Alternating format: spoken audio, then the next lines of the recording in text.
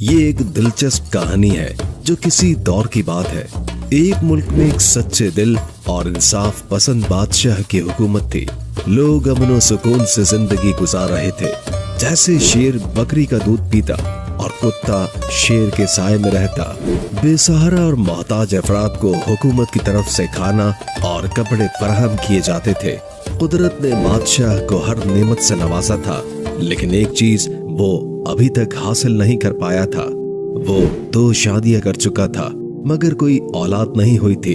एक दिन वजीर ने मशवरा दिया कि बादशाह को शाही नजूमी से इसका सबब दरियाफ्त करना चाहिए। बादशाह ने नजूमी को तलब किया। नजूमी अदब से सलाम करके कहने लगा, हुजूर, मैं आपके किस काम आ सकता हूँ? बादशाह ने कहा, हम जानते हैं कि तुम्हारा इल्म और तजुर्बा बेहद कीमती है, इसलिए हमने तुम्हें शाही नजूमी का ओहदा दिया। तुम हमें बताओ कि क्या हमारी तकदीर में औलाद है या नहीं। तुम्हें कितने दिन चाहिए ताकि तुम इसका जवाब दे सको? नजूमी ने दोनों हाथ जोड़कर कहा, सिर्फ 1 रात की मोहलत काफी होगी। कल सुबह मैं आपको मुकम्मल जवाब दे दूंगा। बादशाह ने उसे 1 रात की मोहलत दे दी और नजूमी रुखसत हो गया। अगले दिन सुबह नजूमी वादे के मुताबिक बादशाह की खिदमत में हाजिर हुआ और अपने जवाब की इब्तिदा की। हुजूर, आपकी तकदीर में एक शहजादा लिखा है। ये शहजादा एक किसान की इकलौती बेटी से पैदा होगा। उस किसान का नाम आसर है और वो मशरिक की सिमत में एक गांव रोशनाबाद में रहता है। उस किसान के 3 बेटे और 1 बेटी है, जो बाकी 3 बेटों से छोटी और 20 साल की है। उस लड़की का नाम महाबानो है। उसके दाएं कंधे पर चांद और तारे का निशान है। उसके सुनहरी बाल है, रंगत गोरी, कद लंबा है, आंखें सियाह और बड़ी है और चेहरा गुलाब के फूल की तरह है। शहजादे को 16 साल तक ननिहाल में रहना जरूरी था, वरना उसकी जिंदगी को खतरा है। नजूमी ने खास तौर पर यह बात शहजादे को समझा दी कि जब वो बारिश के बाद आसमान पर कोहे कजा देखे तो उसका जिक्र अपनी माँ से कभी न करे। नजूमी बादशाह से इजाजत लेकर रुखसत हो गया और रुखसत होने से पहले बादशाह ने उसे एक कीमती हीरा इनाम में दिया। अगले दिन बादशाह अमीरों, वजीर और थोड़ी सी फौज के साथ रोशनाबाद रवाना हो गया।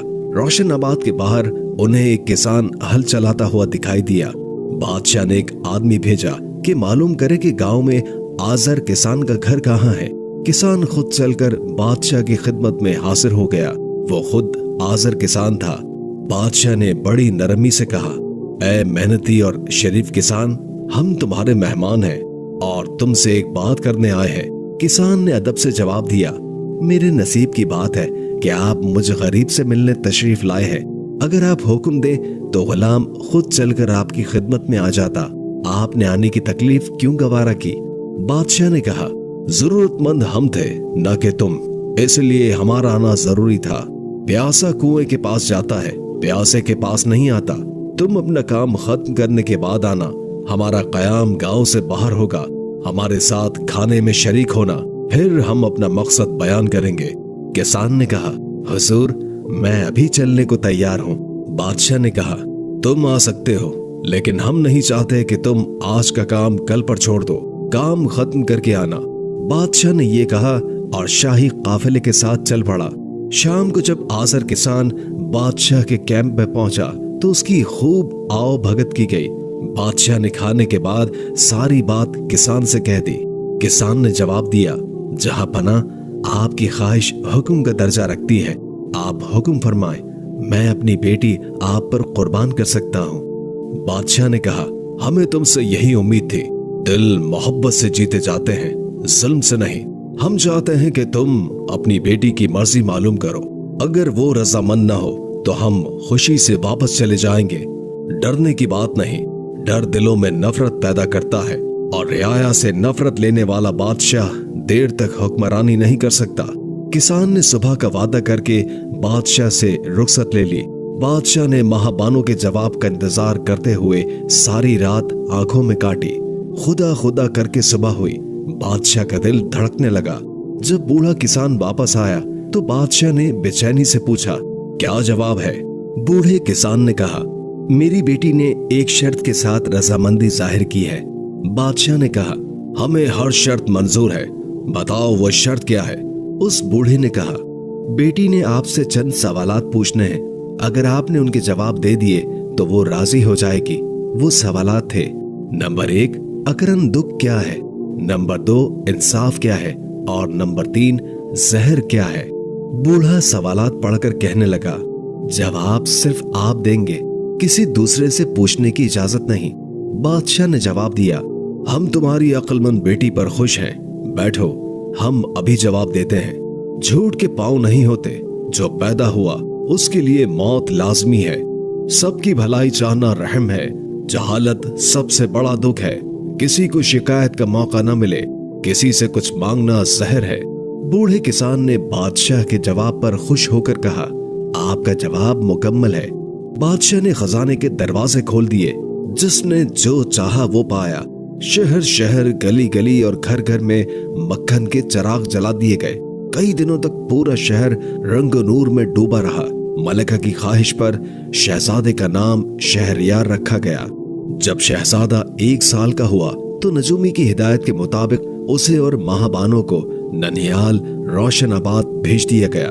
बादशाह का दिल नहीं चाहता था कि वो अपने शहजादे को आंखों से दूर भेजे, मगर मजबूरी थी। रोशनाबाद में महाबानो और शहजादे के लिए एक खूबसूरत महल बनवाया गया, इसलिए वहां कोई परेशानी नहीं हुई। शहजादा बड़ा होने पर अपने बूढ़े नाना के साथ खेतों में जाने लगा। अपने बड़े मामू से बंसी बजाना सीखा, दूसरे से दरख्तों पर चढ़ना सीखा और तीसरे से तैरना सीखा। जब वो 12 साल का हुआ तो अपने बड़े मामू के साथ खेतों में हल चलाने लगा। एक दिन बादशाह अपने बेटे से मिलने रोशनाबाद आया तो देखा कि शहजादा घर में नहीं है। महाबानो से पूछा तो पता चला कि वो बड़े मामू के साथ खेतों पर गया हुआ है। बादशाह खेतों में पहुंचा तो क्या देखता है कि शहजादा फसल की कटाई में जता हुआ है। शहजादे ने भी अपने वालिद को दूर से देख लिया था। वो दौड़ता हुआ आया और वालिद के कदमों में गिर गया। बादशाह ने उसे गले से लगाकर बड़ी मोहब्बत से कहा, शहरयार, तुम एक बादशाह के बेटे हो और तुम्हें यह बात भी जाननी चाहिए कि बादशाह सिर्फ हुक्मरानी करते हैं, खेतों में काम नहीं करते। दूसरे लोग तुम्हारे बारे में क्या सोचेंगे? शहजादे ने इंतहाई अदब से जवाब दिया, अब्बा हुजूर, आप ये क्यों भूल जाते हैं कि शहरयार एक किसान माँ का बेटा है। मेरी माँ भी यही खेतों में काम करती रही है। अब आप ही बताइए कि जिस शख्स की माँ खेतों में मेहनत कर सकती है, क्या उसका बेटा ऐसा नहीं कर सकता? क्या बेटा अपनी माँ से ज्यादा इज्जत के काबिल हो सकता है? उस पर बादशाह मुस्कुराकर बोले, लेकिन तुम तो हमारे बेटे हो। जब हम बादशाह हैं तो तुम्हें भी बादशाहों जैसा रवैया इख्तियार करना चाहिए। बादशाह का बेटा किसानों वाले काम करे, ये बात हमें पसंद नहीं। आगे तुम्हारी मर्जी। तब शहजादे ने जवाब दिया, मैं अबू हुजूर से बहस नहीं करना चाहता, क्योंकि ये बात बेअदबी और बदतहजीबी में शुमार होती है। हाँ, अगर आप इजाजत दें तो कुछ अर्ज करूं। बादशाह खुश होकर कहने लगा, इजाजत है, जाओ बेटे, हम तुम्हारी बातों से बेहद खुश हैं। शहजादे ने शुक्रिया अदा किया और कहा, मेरे मोहतरम उस्ताद का इरशाद है कि बादशाहत एक आर्जी शय है। इंसान को हर आजमाइश और इम्तिहानात के लिए हमेशा तैयार रहना चाहिए। कौन जाने कब बुरा वक्त आ जाए। अगर हमारे पास बादशाही न रहे, कोई ताकतवर दुश्मन हमें गरीब करके वतन से निकाल दे, तो बताइए हम क्या करेंगे? मेहनत तो हमसे हो नहीं सकती, फिर क्या भीख मांगकर जिल्लत की जिंदगी गुजारेंगे? अगर मेरी सोच गलत है तो बताएं, सही सोच क्या है? बादशाह मुस्कुराकर बोले, शहरयार बेटे, तुमने हमें लाजवाब कर दिया है। तुमने जो कुछ कहा वो बिल्कुल दुरुस्त है। ये सच है कि मेहनती इंसान का हाथ उसे इज्जत देता है और सुस्त इंसान हमेशा मोहताज रहता है। फिर एक दिन शहजादा अपनी उम्र के सबसे सुनहरी साल में पहुंच गया। उस उम्र तक पहुंचते पहुंचते वो हर काम सीख चुका था। तलवार के खेल में उसका कोई सानी नहीं था, निशानेबाजी में उसकी महारत बेमिसाल थी, घुड़सवारी में उसकी धूम थी, बादशाहत के कामों में उसकी सलाहियत को सब तस्लीम करते थे। इल्म फनून में भी वो किसी से कम नहीं था और खेती बाड़ी के तमाम काम वो पूरी मेहनत के साथ कर सकता था। बादशाह बहुत खुश था कि कुदरत ने उसे इतना ज़हीन, खूबसूरत और बहादुर बेटा दिया है। मलिका की खुशियों का कोई ठिकाना न था। वो कभी ये सोच नहीं सकती थी कि वो एक दिन मलिका बनेगी और कुदरत उसे इतनी खुशियों से नवाजेगी। बादशाह और मलका बेहद खुश थे। आने वाले दिनों की उन्हें कोई फिक्र नहीं थी, मगर जो मुश्किलात रोज बरोज उनके करीब आ रही थी, उनकी आहट भी उन्हें महसूस नहीं हो रही थी। एक दिन मलका और उसका बेटा शहजादा शहरयार महल की छत पर खड़े डूबते सूरज का मंजर देख रहे थे। मगरिब के उफक पर शफक के फूल खिल रहे थे कि अचानक शहजादे को नया चांद नजर आया। उसने फौरन अपनी माँ यानी मलका से कहा, अम्मी हुजूर, नया चांद मुबारक हो। मलका ने पूछा, कहाँ है नया चांद? चांद देखकर शहजादा बोला, उधर देखो, सफेदे के दरख्त के बिल्कुल ऊपर। मलका ने खुश होकर कहा, हाँ बेटे, मुझे भी चांद नजर आ गया है, मुबारक हो। और इससे पहले कि शहजादा कोई और बात करता, मगरिब से एक स्याह आंधी का तूफान तेजी से मशरिक की तरफ बढ़ने लगा।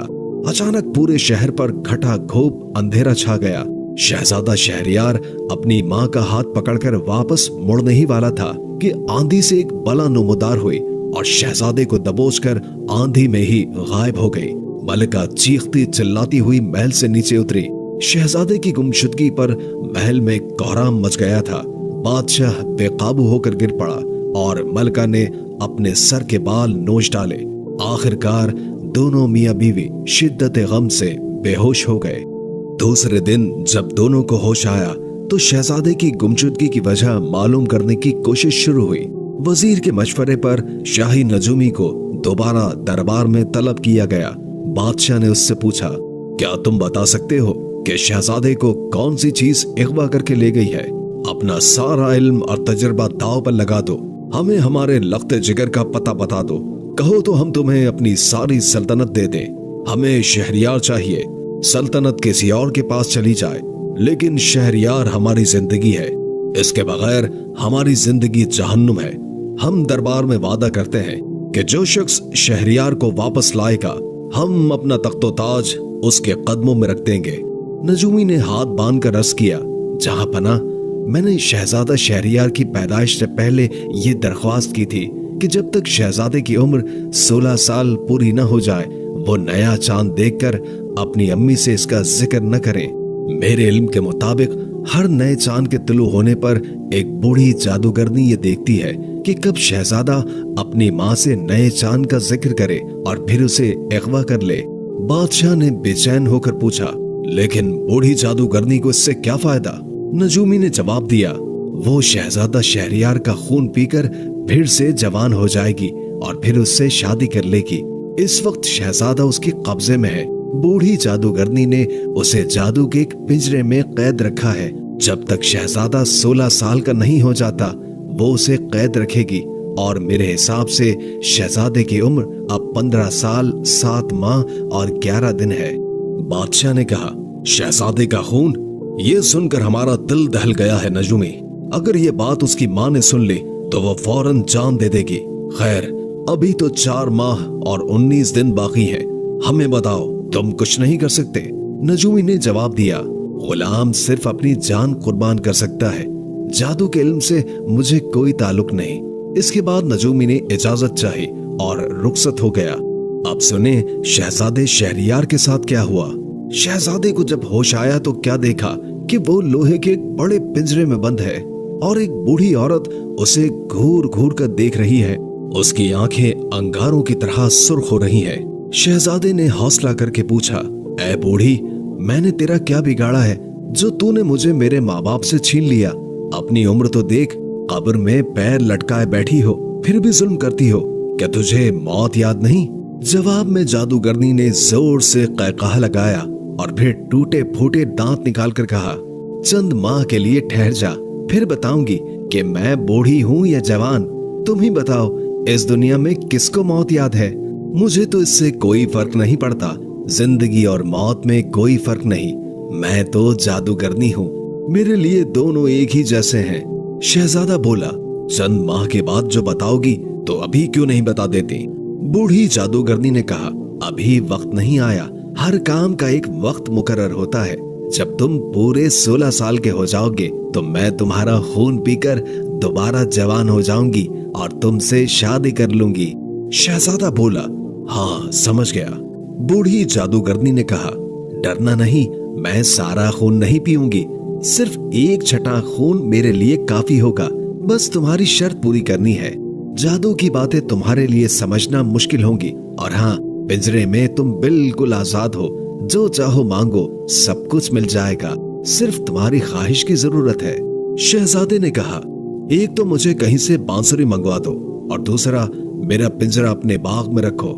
यहाँ मुझे नहीं रहना, मुझे गर्मी लगती है, लेकिन भागने की हिम्मत मुझ में नहीं है। जादूगरनी ने कहा, बांसुरी का तुम क्या करोगे? उसे बजाकर तुम अपना दिल बहला लोगे, खुद को रोने से रोक लोगे। जादूगरनी ने मजीद कहा, अब तुम्हें बांसुरी भी मिलेगी और पिंजरा भी बाग में रखा जाएगा। फिर जादूगरनी ने कुछ पढ़ा और फूंका। अचानक शहजादे के हाथों में बांसुरी आ गई और दूसरे ही लम्हे उसका पिंजरा बाग में पहुंच गया। जादूगरनी के कब्जे में आए शहरयार को इस बात का 11वां दिन था जब उसका पिंजरा बाग में रखा था। चांदनी से हर चीज दूधिया हो गई थी। गुलजार की खुशबू हवा में रची थी और सर्दी की नर्म हवा में सुकूत छाया हुआ था। जादूगरनी 2 दिन से नहीं आई थी और शहरयार ने यह अंदाजा लगाया कि रात का आधा हिस्सा गुजर चुका है। उसने दिल बहलाने के लिए बांसुरी को लबों से लगाया और अचानक एक ऐसी सुर लय उठी जिसने माहौल पर जादू सा असर डाल दिया। बांसुरी बजाते ही शहजादे को कुछ सोचने की तहरीक मिली। उसने बांसुरी एक तरफ रखी और उसकी आंखों में आंसू बहने लगे। अचानक एक आवाज आई, तुमने बांसुरी क्यों बंद कर दी? वो आवाज इतनी सुरीली और मीठी थी कि शहजादा महव हो गया। दोबारा वही आवाज आई, हम कहते हैं कि तुमने बांसुरी क्यों रोक दी? तुम्हारी बांसुरी ने हमें आसमान से जमीन पर उतार लिया है। तुम्हारी बांसुरी से जादू के सुरों का फूटना शुरू हो गया है। हमारी दरखास्त है कि वही साज फिर से सुनाओ। शहजादे ने कहा, कैदी की एक शर्त है, शर्त कबूल है तो मुझे इस पिंजरे से आजाद करा दो। शहजादे ने कहा, मैं तुम्हें जिंदगी भर बांसुरी सुनाता रहूंगा। और उसी लम्हे पिंजरा गायब हो गया। शहजादा हैरानी से इधर उधर देखने लगा। फिर उसे ऐसा लगा जैसे नींद आ रही हो और वो गहरी नींद में चला गया। जब उसकी आंख खुली तो वो एक खूबसूरत कमरे में सजे हुए बिस्तर पर लेटा हुआ था। अचानक दरवाजा खुला और एक हसीन लड़की अंदर आई। शहजादा बस उसे देखता रह गया। लड़की मुस्कुराकर बोली, आप परियों की मलिका ज़हरा जमाल के मेहमान हैं और मैं उनकी नौकरानी हूँ। आपकी खिदमत करना मेरे लिए एजाज की बात है। अगर कोई खिदमत हो तो याद फरमाए। शहजादा ये सोच रहा था कि नौकरानी इतनी हसीन है तो मलिका कैसी होगी। इसी दौरान दरवाजा फिर से खुला और एक दराज का औरत अंदर आई जिसके चेहरे पर बारीक नकाब था। फिर भी वो इतनी हसीन और खूबसूरत थी कि शहजादा हैरान रह गया। वो उसके सामने बैठ गई और बोली, कहिए हमारा खाना कैसा लगा? शहजादे ने जवाब दिया, यहाँ की हर चीज मुझे पसंद आई है। आपने जादूगरनी की कैद से आजाद करके मेरे ऊपर बहुत बड़ा एहसान किया है, मैं इसे कभी नहीं भूलूंगा। मलिका ज़हरा जमाल ने कहा, हमने आप पर कोई एहसान नहीं किया। आपकी बांसुरी ने आपको आजाद कराया। ना तो आप बांसुरी बजाते, ना हम जमीन पर उतरते और ना हम आपसे कोई दरखास्त करते। अगर इजाजत हो तो हम भी कुछ कहना चाहते हैं। शहजादे ने कहा, हुक्म करें। ज़हरा जमाल ने कहा, मेरी एक दोस्त है जो आप लोगों की नस्ल से बादशाह की बेटी है। उसका नाम चमनजार है, लेकिन उसे कोई शहजादा पसंद नहीं आता। शहजादे ने पूछा, क्यों? ये कहानी एक शुजा शहजादे की है। एक दिन शहजादी चमनजार ने शहरयार से कहा, मैं हर शहजादे से सवाल करती हूँ और कई मुश्किल शराइत रखती हूँ। अगर तुम मेरे सवालों के जवाब दो और मेरी शराइत पूरी कर दो तो मैं तुम्हें अपनी सल्तनत में पहुंचाकर तुम्हें वहां जीतने का मौका दूंगी। अगर तुम जीत गए तो मुझे दोनों तरफ से खुशी होगी। क्या ख्याल है? शहजादे ने जवाब दिया, ये एक अच्छा ख्याल है। शहजादी ने कहा, फिर शुरू करो। इसके बाद मलिका ज़हरा जमाल ने एक फरिश्ते को हुक्म दिया कि वो शहजादा शहरयार को शाह अस्फंदियार की सल्तनत में ले जाए। एक ताकतवर फरिश्ता शहरयार को उठाकर यूं उड़ा जैसे एक चील अपने शिकार को उड़ा कर ले जाती है। शहजादा शहरयार जब सफेद घोड़े पर सवार होकर शाह अस्फंदियार के महल के दरवाजे पर पहुंचा तो दरबान ने पूछा, तुम कौन हो और क्या चाहते हो? शहजादे ने कहा, मैं शहजादा हूँ, और मैं शहजादी चमनजार से शादी का ख्वाहिशमंद हूँ। मैं उसके सवालात के जवाबात देने और उसकी शराइत पूरी करने के लिए तैयार हूँ। दरबान ने फौरन बादशाह को इत्तला दी। आज एक और शहजादा शहजादी के सवालात के जवाब देने और उसकी शराइत पूरी करने के लिए आया है। बादशाह ने शहरयार को महल के अंदर बुलाया और शहजादी के सामने बिठाया। शहजादा जब शहजादी चमनजार को देखता है तो कुदरत की तख्लीक की तारीफ करने लगता है कि खुदा ने दुनिया में कितने हसीन लोग पैदा किए हैं। शहरयार ने वक्त जाया करना मुनासिब न समझा और फौरन कहा, शहजादी साहिबा, अपना पहला सवाल कीजिए।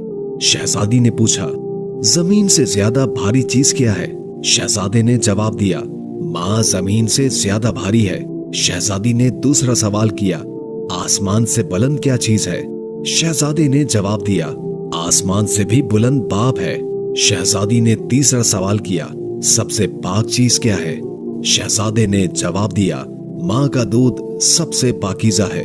फिर शहजादी ने आखिरी सवाल पूछा, बेवकूफ कौन है? शहजादे ने कहा, वो शख्स जो वक्त जाया करता है। बादशाह और शहजादी शहरयार की अक्लमंदी पर बेहद खुश हुए। अब कुछ और शराइत बाकी थीं जिनका अगले दिन फैसला होना था। अगले दिन शहजादी चमनजार ने शहजादा शहरयार से कहा, पहले दिन तुम्हें सुबह से शाम तक खेतों में हल चलाना होगा।